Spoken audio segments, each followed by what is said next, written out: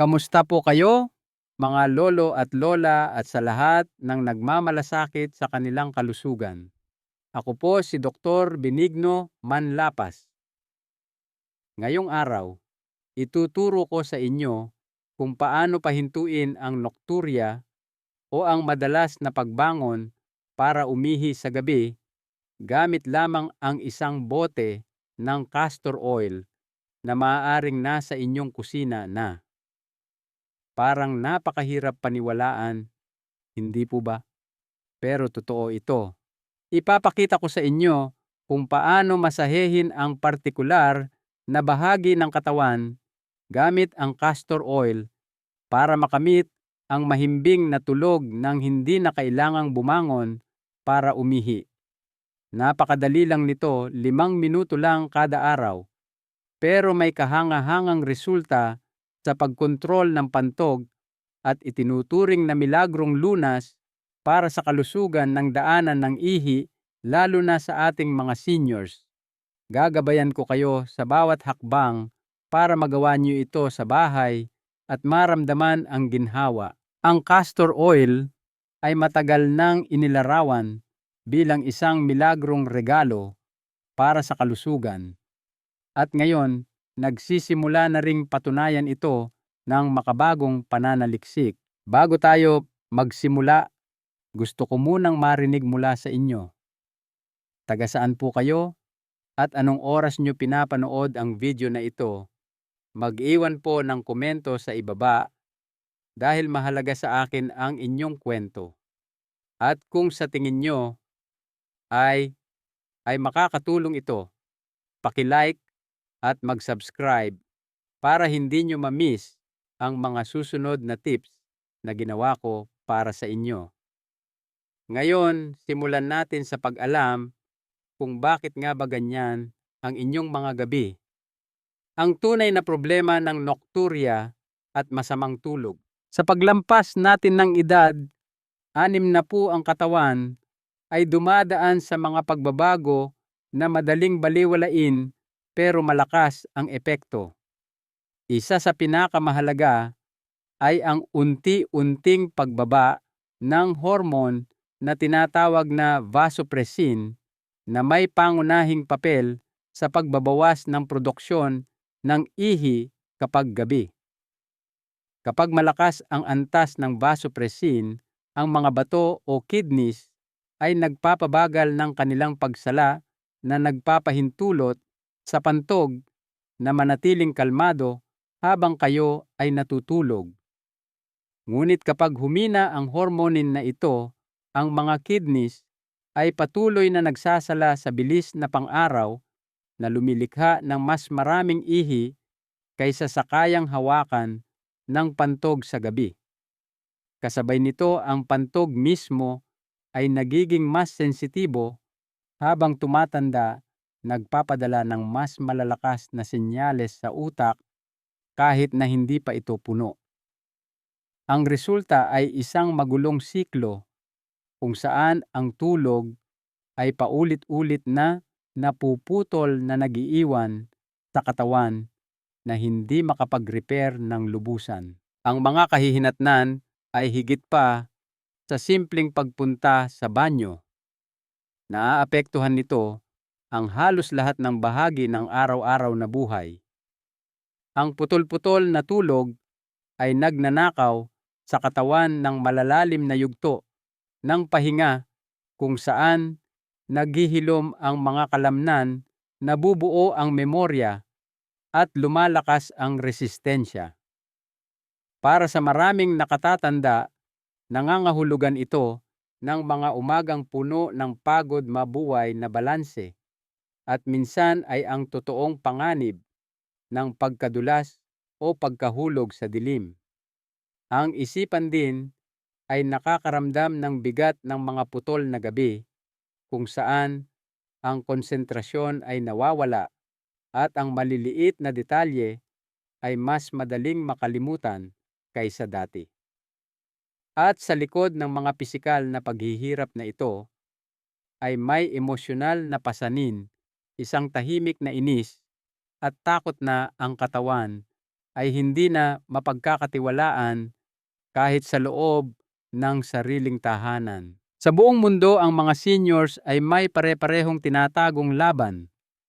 Sa Batangas, halimbawa, may isang matandang mag-asawa na maaaring gumising ng 2 o 3 beses bawat gabi, maingat na naglalakad sa madilim na pasilyo na mabigat ang mga paa. Sa Quezon City, isang lola ang bumabangon mula sa kanyang kama, sinusubukang huwag gisingin ang kanyang pamilya para lang bumalik makalipas ang ilang minuto na hindi na muling makatulog. Iba-iba ang lugar pero pareho ang pakiramdam. Isang umaga na nagsisimula hindi sa gaan kundi sa pagod at pakiramdam ng kawalan. Pero sa loob ng karanasang ito ay may pag-asa. Dahil kapag naintindihan na ang tunay na sanhi, may mga simpleng hakbang na pwedeng gawin para maibalik ang kapayapaan. Ang inyong mga gabi ay kaya pang kontrolin. At sa tamang gabay, ang masarap na pahinga ay abot kamay pa rin. Ang castor oil, isang sinaunang regalo na kinikilala na ngayon ng siyensya. Sa loob ng maraming siglo, bago pa man ang makabagong medisina at mga laboratorio, ang castor oil ay may espesyal na lugar sa mga tahanan. Ito ay nanggaling sa simpleng buto ng kastor at ginamit ng mga manggagamot sa baryo para pakalmahin ang sakit ng tiyan naninigas na kasukasuan at paginhawahin ang mga ugat na pagod sa maghapon. Sa maraming pamilya, ang isang maliit na bote ng malapot at gintong langis na ito ay ipinapasa mula sa isang henerasyon hanggang sa susunod. Pinagkakatiwalaan hindi lang para sa pisikal na ginhawa, kundi pati na rin sa kaginhawaang dala nito sa isipan. Ang mga lola sa probinsya ay dahan-dahang minamasahe ito sa tiyan ng bata kapag may lagnat, habang ang mga matatanda naman ay naniniwalang kaya nitong ibalik ang balanse kapag ang katawan ay hindi mapalagay. Ang reputasyon nito bilang lunas sa bahay ay lumakas hindi dahil sa mga nakasulat na record, kundi dahil sa mga totoong karanasan sa loob ng hindi mabilang na mga tahanan. Ang makabagong siyensya ay bumaling na rin ang atensyon sa sinaunang langis na ito at natuklasan ang mga natatanging sangkap na nakatago sa loob. Ang pinakamahalaga ay ang ricinoleic acid na bumubuo ng halos 70% ng nilalaman ng langis. Ang fatty acid na ito ay napatunayang nagpapakalma ng pamamaga, nagpapabawas ng manas sa mga sensitibong tissue at dahan-dahang nagpapabuti ng sirkulasyon sa maliliit na ugat.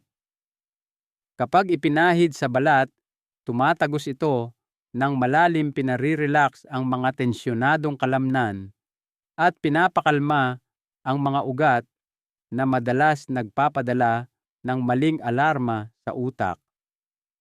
Para sa mga nakatatanda, lalo na sa mga nahihirapan sa sensitibong pantog sa gabi, ang kakayahang ito na pakalmahin ang mga tissue ay napakahalaga.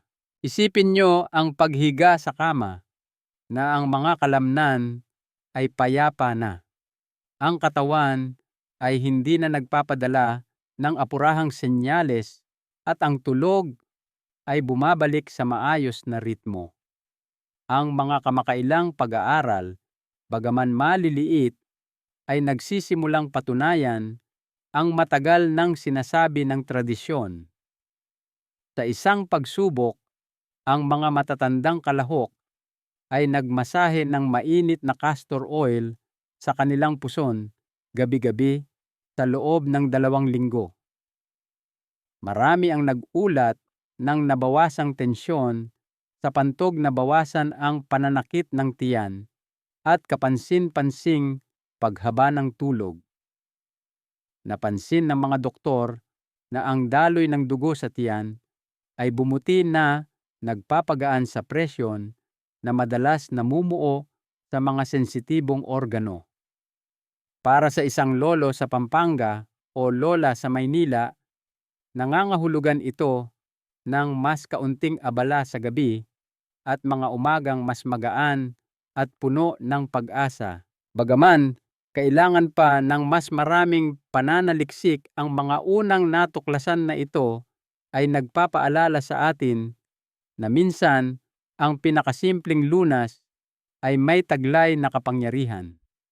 Sa pagrespeto sa karunungan ng nakaraan at sa mga pananaw ng siyensya, ang mga seniors ngayon ay maaaring muling madiskubre ang castor oil bilang isang malumanay na kasangkapan para sa paghilom at mas mahusay na pahinga. Mga lugar na dapat masahehin para sa mas mahimbing na tulog at mas kaunting pagbangon sa gabi.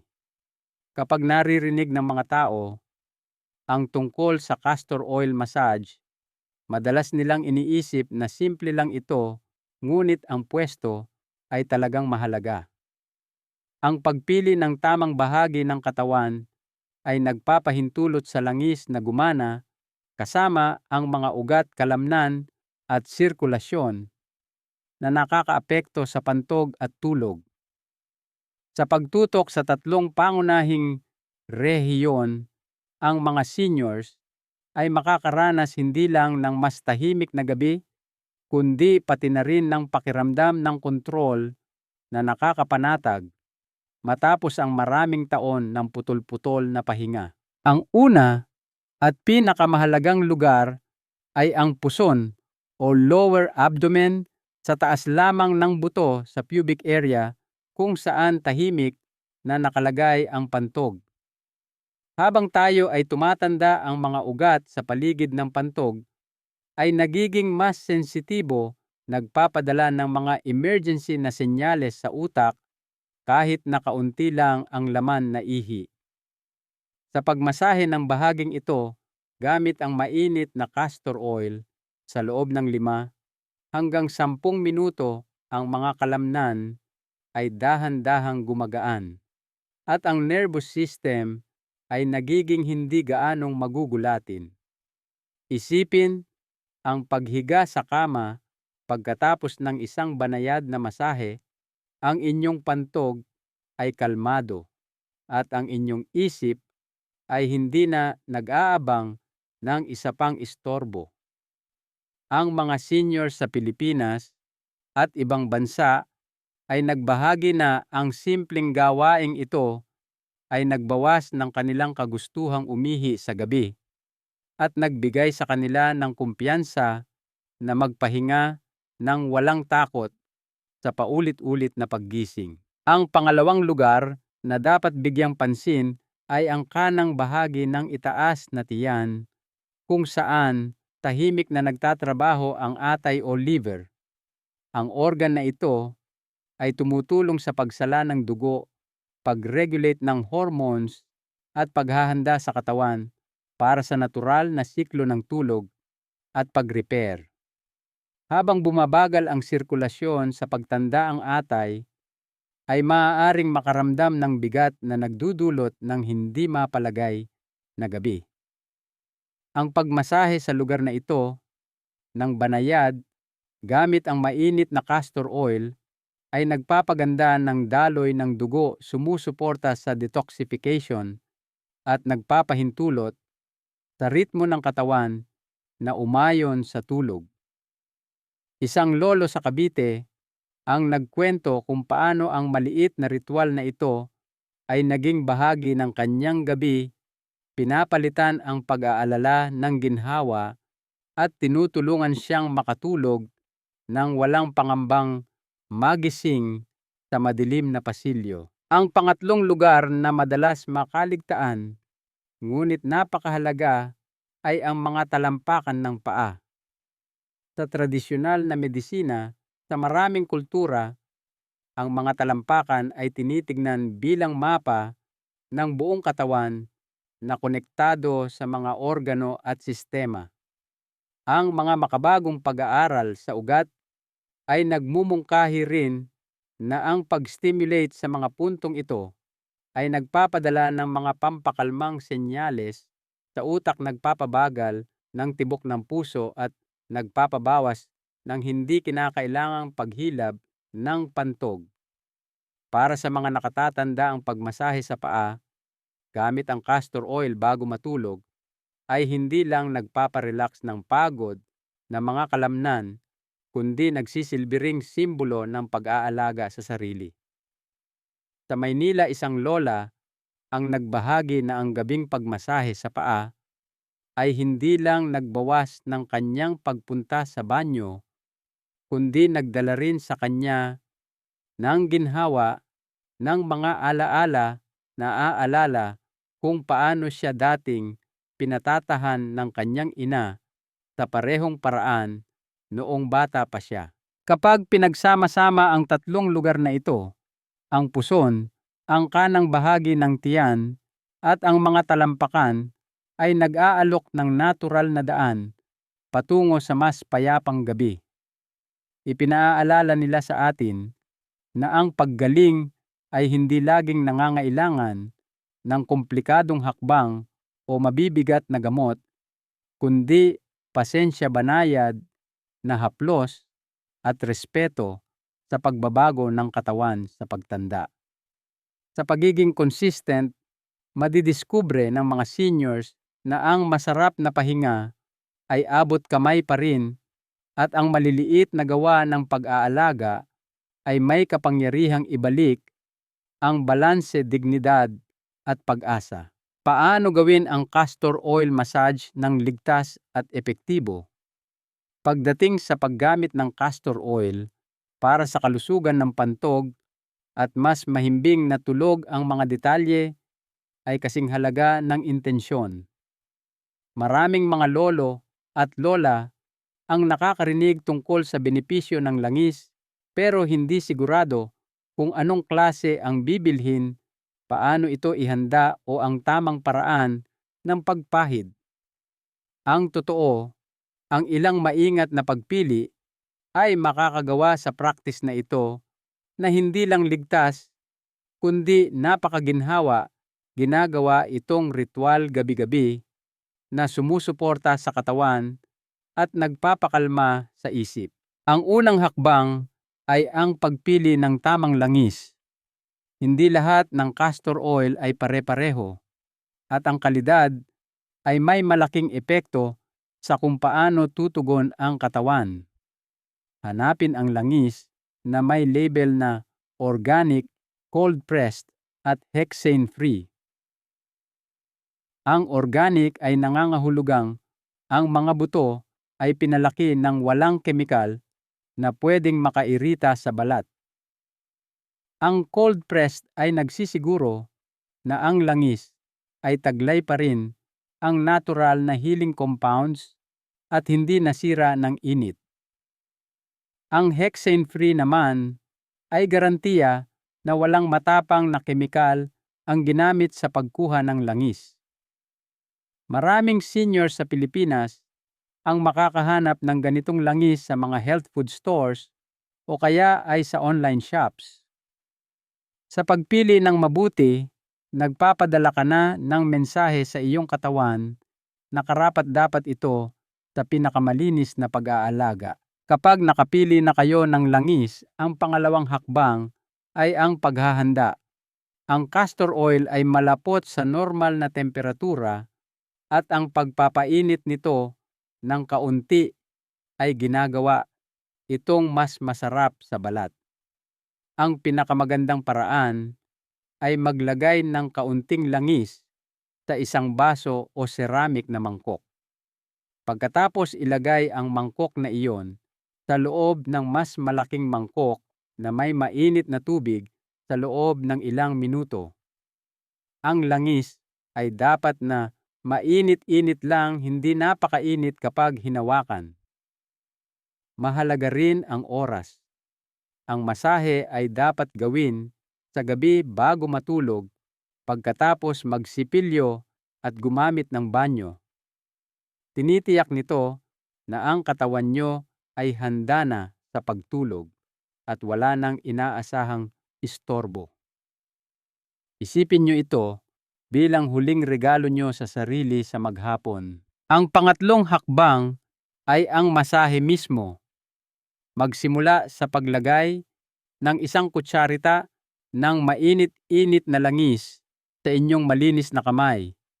Ilapat ang palad ng dahan-dahan sa lugar na nais gamutin tulad ng puson sa kanang bahagi malapit sa atay o sa mga talampakan. Gumamit ng malambot na pabilog na galaw dahan-dahang umiikot pakanan clockwise sa tiyan. Ang layunin ay hindi diin, kundi ritmo isang pantay at nakaka-relax na haplos na nagsasabi sa mga ugat na ligtas ng magpahinga. Ipagpatuloy ito ng 5 hanggang 10 minuto, magdagdag ng kaunting langis kung kinakailangan. Kapag minamasahe ang paa, haplusin mula sa sakong papunta sa mga daliri, sakupin ang buong talampakan at tapusin sa mga pabilog na galaw sa may arko ng paa.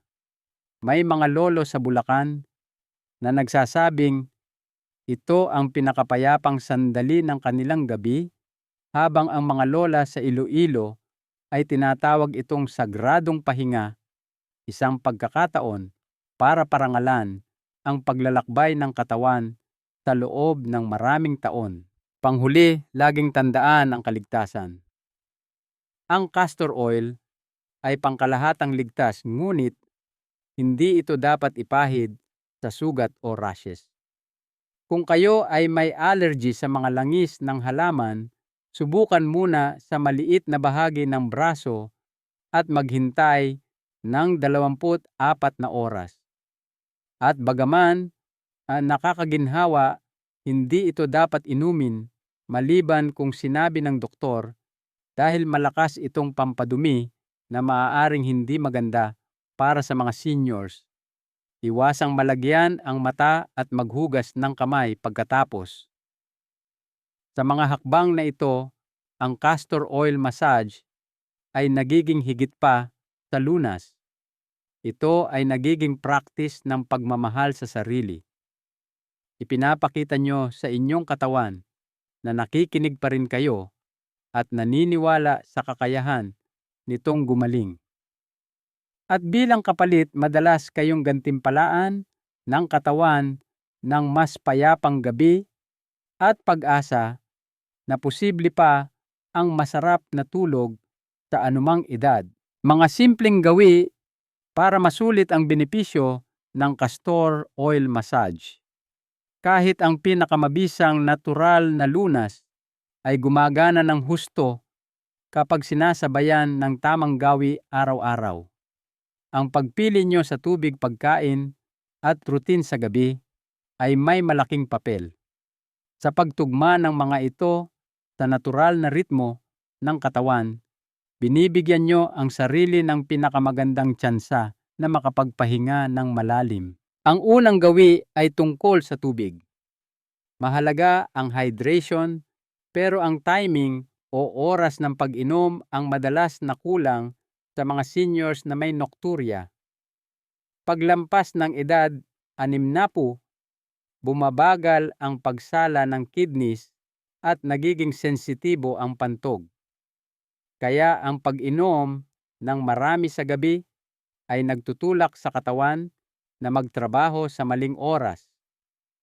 Ang solusyon ay hindi ang bawasan ang tubig, kundi inumin ito ng mas maaga. Sikaping ubusin ang karamihan ng inyong tubig sa pagitan ng agahan at merienda sa hapon. Pagkatapos, dahan-dahan ng bawasan paglampas ng 6:00 ng gabi. Sa gabi, limitahan na lang sa maliliit na lagok kapag nauuhaw. Maraming nakatatanda sa Laguna at Batangas ang nagbahagi na ang simpleng pagbabagong ito ay nakabawas ng malaki sa kanilang pagbangon sa gabi. Ang pangalawang gawi ay nakatuon sa hapunan. Kung ano at kailan kayo kumakain ay tahimik na nagdedesisyon kung ang inyong gabi ay payapa o magulo. Ang mabigat na hapunan na puno ng sabaw, matubig na prutas o maanghang na ulam ay nagpapataas ng oras ng panunaw at pagiging sensitibo ng pantog. Ang mga pagkaing tulad ng pakwan o pipino ay parang magaan, pero ang mataas na tubig nito ay pwedeng magpaaktibo sa pantog ng ilang oras. Sa halip, subukan ang mas magaan na hapunan tulad ng maliit na porsyon ng kanin na may nilagang gulay o kaya ay inihaw na isda. Kainin ito 2 hanggang 3 oras bago matulog para matunaw na bago kayo humiga. Ang mga lolo at lola na lumipat sa mas magaan na hapunan ay madalas maglarawan ng umagang mas maaliwalas ang pakiramdam at mas kaunting gising sa gabi. Ang pangatlong gawi ay tungkol sa relaxation bago matulog. Maraming seniors ang nagdadala ng bigat ng mga alalahanin hanggang sa pagtulog. Isang maikling ritual ang pwedeng maging tulay mula sa abalang araw patungo sa payapang gabi. Ang malalim na paghinga ng 5 minuto, pakikinig sa malambing na musika o pagdadasal ay dahan-dahang nagpapabagal sa nervous system. Ang pagpapanatiling presko ng kwarto ay nagsasabi rin sa katawan na oras na para magpahinga. Sa Cebu, isang lola ang nagpapatugtog ng mahinang kantang pansimbahan habang nakaupo sa madilim na kwarto bago matulog. Ang mga maliliit na gawang ito ay hindi lang nagpapakalma sa pantog, kundi nagpapagaan din sa isip. Kapag pinagsama ang mga ito sa castor oil massage, ipinapakita nito na ang kalusugan ay hindi tungkol sa isang malaking pagbabago kundi sa mga consistent at banayad na pagpili. Mga totoong kwento at inspirasyon. Minsan ang pinakamalakas na aral ay hindi galing sa mga libro kundi sa karanasan ng mga kapwa natin seniors. Ang kanilang paglalakbay ay nagpapaalala sa atin na posible ang pagbabago. Hayaan niyong ibahagi ko ang 2 kwento, isa mula sa Pampanga at isa sa Iloilo. Sa Pampanga, si Lolo Juan, edad 72, ay sanay ng gumising tuwing 2 oras. Sa loob ng maraming taon, tinanggap niya itong natural na parte ng pagtanda. Naglalakad siya ng maingat sa madilim na pasilyo, nakahawak sa pader para sa balanse at bumabalik sa kama na alam niyong mahihirapan na naman siyang matulog. Isang gabi matapos marinig ang tungkol sa castor oil massage, sinubukan niya ito. Pinainit niya ang kaunting langis, ipinahid sa puson at sinabayan ng pag-inom ng tubig sa umaga at pagbawas sa gabi. Sa loob ng 1 linggo, napansin niya ang nakakagulat na pagbabago. Sa halip na magising ng hatinggabi, natulog siya ng diretso hanggang 5:00 ng umaga. Sa unang pagkakataon, sa loob ng maraming taon, bumangon siya matapos ang 6 na oras na tuloy-tuloy na pahinga. Sabi niya sa kanyang anak, "Parang naalala ulit ng katawan ko kung paano matulog." Isang katulad na pagbabago ang nangyari sa Iloilo kay Lola Tessie na nasa late 60s at nahihirapan sa madalas na pag-ihi. Bumabangon siya ng 3 beses gabi-gabi, dahan-dahang naglalakad para hindi magising ang mga apo. Ang kanyang umaga ay walang enerhiya at madalas hindi siya nakakasama sa mga gawain sa barangay dahil sa pagod. Hinikayat ng kanyang kumare, nagsimula siyang magpahid ng mainit na castor oil sa kanyang tiyan at paa gabi-gabi. Nilipat din niya ang kanyang merienda at pag-inom ng tsaa sa hapon. Sa loob ng 2 linggo, ginawa niya ito, minsan nagdududa kung may epekto ba. Pero dahan-dahan, nagbago ang kanyang gabi. Mula sa 3 gising, naging 1 na lang. Sabi niya sa pamilya nang nakangiti, "1 beses na lang ako nagigising ngayon at nakakatulog ako agad." Bumalik ang sigla sa kanyang umaga at nagsimula na ulit siyang magsimba at sumali sa mga events na dati niyang namimiss. Ang parehong kwento ay nagpapakita ng parehong katotohanan. Ang katawan ay hindi kailanman masyadong matanda para tumugon sa pag-aaruga. Natural lang na magkaroon ng tanong kapag sumusubok ng bago. Ang castor oil massage ba ay ligtas sa may diabetes o high blood pressure? Ang sagot ay para sa karamihan, ligtas ang pagpapahid ng castor oil sa balat kahit may ganitong kondisyon. Ang langis ay gumagana ng lokal, pinapakalma ang mga tissue malapit sa pantog nang hindi pumapasok sa daluyan ng dugo ng maramihan. Siyempre, bawat katawan ay natatangi. Kung may sugat o komplikasyon, magandang subukan muna sa maliit na parte o kausapin ang doktor. Dapat ba nitong palitan ang gamot? Mahalagang tandaan na ang castor oil massage ay suporta, hindi pamalit. Kung may gamot kayo para sa presyon, diabetes o prostate, mahalaga pa rin ang mga iyon. Ang masahe ay tumutulong para mabawasan ang hirap at gawing mas madaling pamahalaan ang epekto ng gamot. Ito ay pagtutulungan ng siyensya at tradisyon. Gaano katagal bago makita ang resulta? Iba-iba ito. May iba na nakakaramdam ng ginhawa sa 1 linggo. Sa iba naman, baka abutin ng 2 hanggang 4 na linggo. Ang susi ay pasensya at pagiging regular. Parang pagdidilig ng halaman tuwing hapon hanggang sa dahan-dahang magbago ang lupa. Kung bibigyan nyo ang katawan ng ganitong pag-aalaga, madalas itong gumaganti ng pasasalamat. Sa pagbabalik-tanaw natin, simple lang ang mensahe. Sa paggamit ng mainit na castor oil sa banayad na masahe, binibigyan nyo ang inyong pantog at nervous system ng pagkakataong kumalma. Ang pag-ihi sa gabi ay maaaring hindi na kayo gisingin ng madalas at ang umaga ay magsisimula ng may magaan na hakbang at malinaw na isip. Isipin nyo ito, si lolo at lola sa beranda umiinom ng mainit na kape habang sumisikat ang araw, payapa at masaya.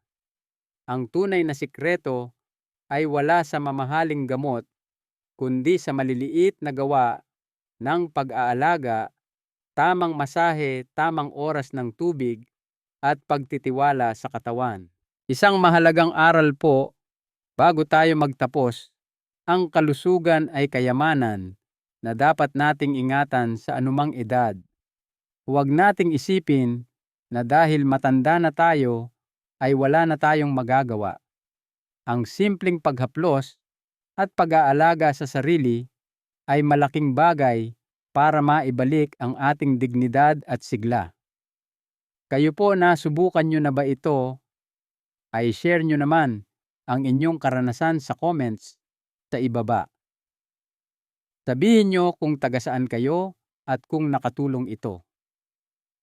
Ang inyong kwento ay pwedeng magbigay ng lakas ng loob sa iba.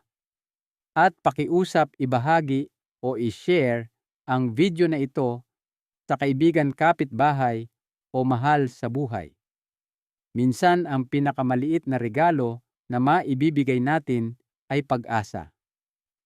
Maraming salamat po at naway maging mahimbing ang inyong tulog ngayong gabi.